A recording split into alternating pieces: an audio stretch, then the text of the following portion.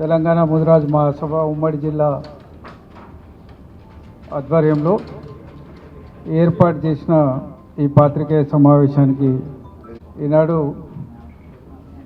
ఫిబ్రవరి 2వ తారీఖు నాడు వరంగల్ జిల్లాకు సంబంధించిన అనేక మంది బీసీ మిత్రుల యొక్క సమ్మేళనంలో నిర్ణయించిన కార్యక్రమం ప్రకారం బీసీ రాజకీయ యుద్ధ పేరిని వరంగల్ జిల్లా నుంచి ప్రారంభించాలని ఆలోచించి వరంగల్లోనే కీలకంగా ఈ సమావేశాన్ని నిర్వహించడానికి దానికి ఆర్ట్స్ కాలేజీ యొక్క గ్రౌండ్లో డాక్టర్ జయశంకర్ గారి ప్రాంగణంగా దాన్ని నామకరణం చేసి అక్కడ ఈ సమావేశాన్ని నిర్వహించడం జరుగుతుంది. బీసీలకు సంబంధించిన అనేక విషయాల్లో 75 ఏళ్ల స్వతంత్ర అనంతరం 75 ఏళ్ళు రాజ్యాంగాన్ని అమలు చేసుకున్న రోజుల అనంతరం కూడా బీసీలు ఇంకా తమ ప్రాతినిధ్యం కోసం, తన ఉనికి కోసం, తమ గుర్తింపుల కోసం ఇంకా కేంద్ర రాష్ట్ర ప్రభుత్వాలతో పోరాడాల్సిన అవసరం, బాధ్యత ఎంతైనా ఉందని చెప్పడానికి, గుర్తింపజేయడానికి, బీసీలను భారీ ఎత్తున కదిలించడానికి ఈ సమావేశాన్ని ఏర్పాటు చేయడం జరుగుతుంది. ఇప్పటికే ఈ రాష్ట్ర ప్రభుత్వం మొన్నటి ఎన్నికల హామీలో భాగంగా బీసీలకు 42% స్థానిక సంస్థల్లో రిజర్వేషన్లు ఇస్తామని హామీ ఇవ్వడం జరిగింది. ప్రజలు కూడా విశ్వసించి నమ్మి ఆ పార్టీలకు ఓట్లు వేసి అధికారంలోకి తీసుకొచ్చిన నేపథ్యం అందరికీ తెలుసు. కానీ ఇప్పటికే డెడికేటెడ్ బీసీ కమిషన్ వేసినప్పటికీ కూడా మరి గత సంవత్సరం మార్చి 15వ తారీఖు అసెంబ్లీలో మరి తీర్మానం చేసినప్పటికీ కూడా 6 నెలల కాలం ఊరికే ఏం చేయకుండా ఉండి 10వ నెలలో బీసీ కమిషన్ వేసి దాన్నే డెడికేటెడ్ కమిషన్గా భావించాలని స్టేట్మెంట్ ఇస్తే దాని మీద ఆగ్రహించిన కొంతమంది కోర్టుకు వెళ్ళడం, తర్వాత కోర్టు ఆదేశాలు, మాలాంటి వాళ్ళ రిప్రజెంటేషన్స్ స్థానిక సంస్థల ఎన్నికల కోసం ప్రత్యేకమైన డెడికేటెడ్ కమిషన్ ఉండాలి, బీసీ కమిషన్ ఆ పాత్ర నిర్వహించజాలదు అని చెప్తే తప్పనిసరి మళ్ళీ డెడికేటెడ్ కమిషన్ వేసినారు. దానికి కూడా ఒక నోడల్ ఆఫీసర్ని వేయాల్సి ఉండే, వేయలేదు. దానికి ఒక ఎక్స్పర్ట్ కమిటీని కూడా వేయమని రిక్వెస్ట్ చేసినాము, అయినా వేయలేదు. అయినప్పటికీ ఇప్పుడైతే ఆ ఘట్టం ముగిసింది. ఇప్పుడు ఆ రిపోర్ట్స్ బయటికి పెట్టి స్థానిక సంస్థల ఎన్నికల ముందు 42% రిజర్వేషన్ ఇస్తూ ఉన్న జీవోని తేవాల్సిన అవసరం ఉంది. దానికి అవసరమైతే చట్టసభల్ని సమావేశపరిచి అందులో బిల్లు తేవాల్సిన అవసరం కూడా ఉందని చెప్పి ఈ సందర్భంగా డిమాండ్ చేయడం జరుగుతుంది. 75 ఏళ్ల స్వతంత్రానంతరం కూడా మనం దేశంలో అన్ని మంత్రిత్వ శాఖలు ఉన్నాయి. ఒకప్పుడు సోషల్ వెల్ఫేర్ మినిస్ట్రీ అనేది మనం దాంట్లోనే అన్ని శాఖలు ఉండేవి. తర్వాత మెల్లగా వచ్చి ఎస్సీ వెల్ఫేర్ అయింది, ఎస్టీ వెల్ఫేర్ వచ్చింది మంత్రిత్వ శాఖ, ఉమెన్ వెల్ఫేర్ వచ్చింది, మైనారిటీ వెల్ఫేర్ వచ్చింది, దివ్యాంగులకు వెల్ఫేర్ వచ్చింది, అందరికీ వచ్చింది. కానీ ఒక బీసీలకు మాత్రం ఇప్పటివరకు వెల్ఫేర్ రాలేదు. బీసీల కోసం ఒక మంత్రిత్వ శాఖ కేంద్రంలో ఉండాలని చెప్పి 1956 నుంచి కాకా కలాల్కర్ సిఫార్సులు చేసిన, మండల్ కమిషన్ సిఫార్సులు చేసిన ఇప్పటివరకు బీసీలకు ఒక మంత్రిత్వ శాఖ పెట్టని ప్రభుత్వాలు ఇవాళ కేంద్రంలో అటు ప్రతిపక్షంలో ఉన్నోళ్ళైనా పాలకపక్షంలోనైనా ఇద్దరు కారణమే అని ఈ సందర్భంగా నేను మనవి చేస్తున్నాను. మరి వారి యొక్క నిర్లక్ష్య వైఖరి వల్లనే బీసీలు ఈ పరిస్థితికి వచ్చినారు. కనీసం ఇప్పుడన్నా రియలైజ్ అయ్యి ఒక ఆయన బీసీల ఎజెండా మీద మేము పనిచేస్తాం, మా పార్టీ దానికి కట్టుబడి ఉంది, మరి మేమంతా దేశమంతా తిరిగినప్పుడు రియలైజ్ అయినాం బీసీలకు కులగణన కావాలని ఇప్పుడు డిమాండ్ చేస్తున్నారు. 1831 తర్వాత 1831 తర్వాత ఈ దేశంలో కులగణన జరగలేదు. అందులో బీసీల జనగణన అసలే జరగలేదు. 1831 బ్రిటిష్ కాలంలో జరిగిన బీసీ కులగానే ఇప్పటికి కూడా ఆధారంగా చూపెట్టి దాని నుంచే ప్రొజెక్షన్ చూపెడుతున్నారు తప్ప ఇప్పటివరకు లెక్కలు సేకరించడం లేదు.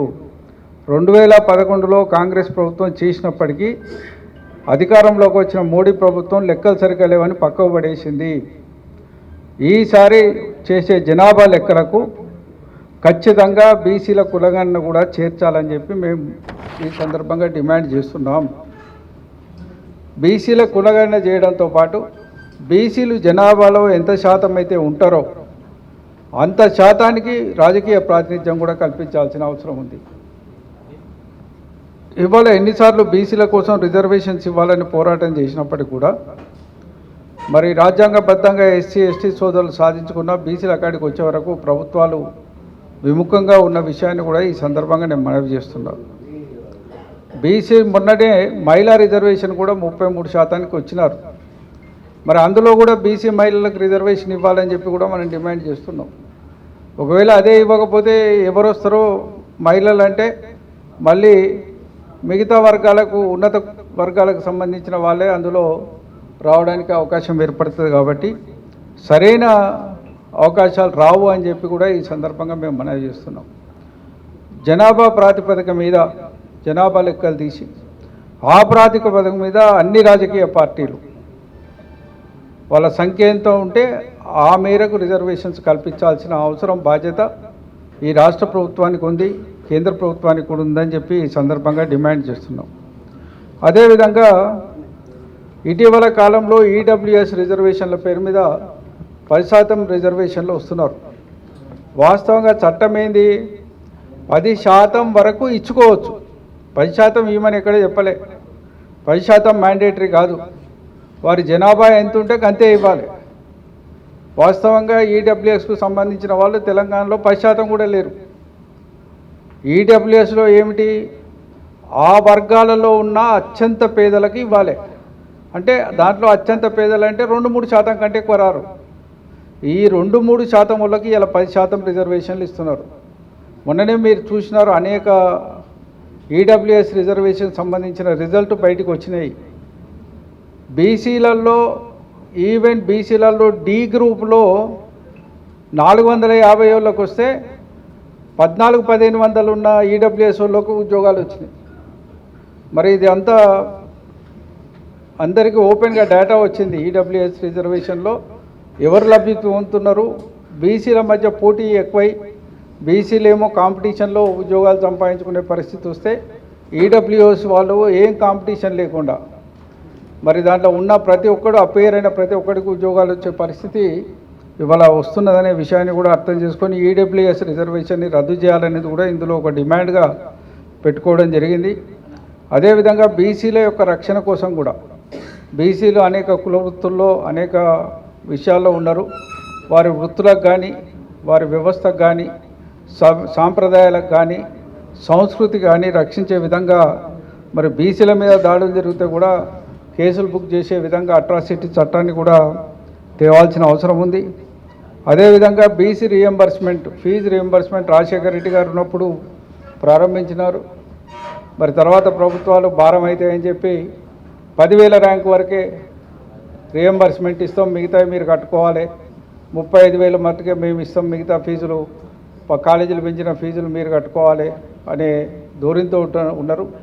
ఎంతైతే కాలేజీ ఫీజులు ఉంటాయో అంత ప్రభుత్వాలే కట్టాల్సిన అవసరం ఉంది. బెస్ట్ ఎడ్యుకేషన్ ఇవ్వాలంటే క్వాలిటీ ఆఫ్ ది ఎడ్యుకేషన్ పిల్లలకు చేరాలి, కాలేజీలు క్వాలిటీతో ఉండాలి. మరి ఆ విద్యాపరంగా కూడా ప్రభుత్వాల యొక్క బాధ్యత అది విద్యను అందించడం. కాబట్టి రీఎంబర్స్మెంట్ కూడా పూర్తి స్థాయిలో చెల్లించాలని కోరుతున్నాం. అదేవిధంగా కుల వృత్తులకు కూడా చేతి వృత్తులకు కుల వృత్తులకు ప్రాధాన్యత ఇవ్వాలి.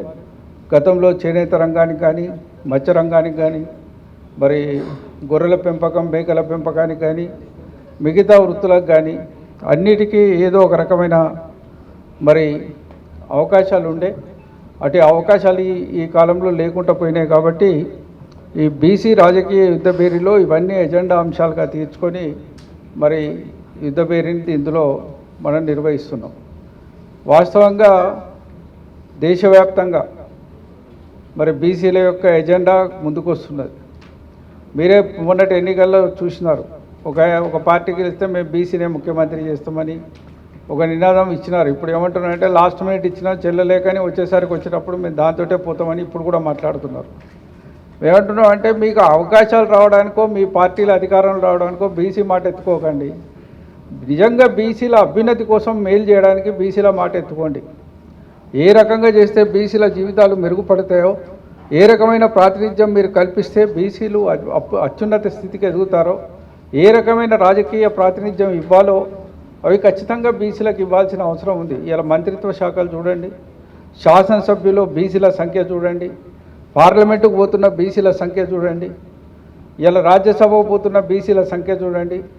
ఏ రాజకీయ పార్టీతో సంబంధం లేకుండా మీరు ఎగ్జామిన్ చేయండి. బీసీలకు ఇచ్చే ప్రాధాన్యత ఏమిటి రాజకీయ పార్టీలు అనేది మనకు స్పష్టంగా తెలుస్తుంది.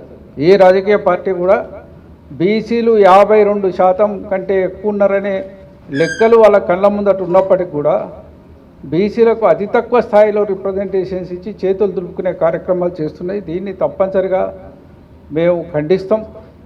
దీనికి వ్యతిరేకంగా పోరాడుతూనే ఉంటాం.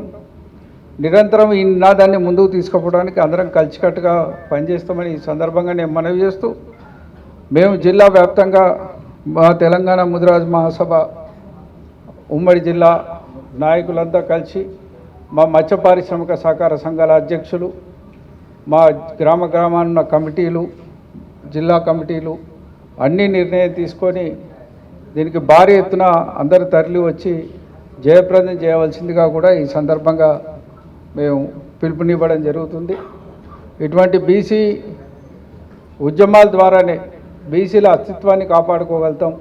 బీసీలకు రావాల్సిన కనీస డిమాండ్లనైనా మనం సాధించుకోగలుగుతాం. పోరాటం ద్వారా సాధించుకునేటివే మనకు నిజమైన హక్కులు వస్తాయి తప్ప ఎవరి దయాభిక్షల మీద ఆధారపడితే మనకు ఎటువంటి హక్కులు సంభవిస్తలేవు అనే విషయాన్ని కూడా మన బీసీ బిడ్డలంతా గ్రహించాలని చెప్పి ఈ సందర్భంగా కోరుకుంటూ, మరి ఈ బహిరంగ సభని దిగ్విజయం చేయాల్సిందిగా కూడా నేను ప్రతి ఒక్కరికి బీసీ బిడ్డలకందరికీ కూడా ఈ సందర్భంగా పిలుపునిస్తున్నాను.